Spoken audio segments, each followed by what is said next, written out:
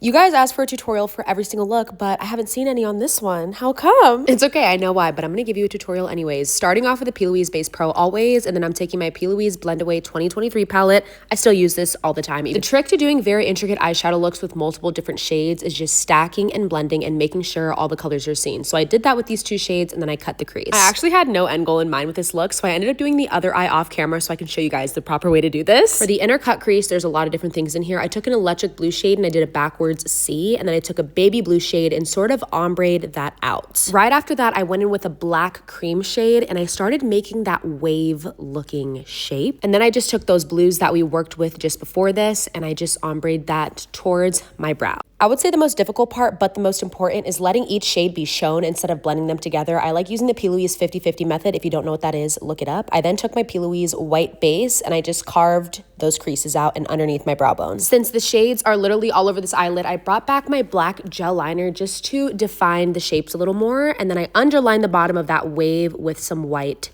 cream base along with the inner cut crease. Also, every single time I put down that white cream base, I set it with a white eyeshadow. I wanted to somehow tie in that pink, so I added a little bit more and then I set my eyes with the one size setting spray before adding the gel liner wing. There you go, the tutorial that nobody asked for. Here's how I did my eyeshadow for the P. Louise inspired makeup look. I challenge you guys to step out of your comfort zone and try an intricate eyeshadow look like this.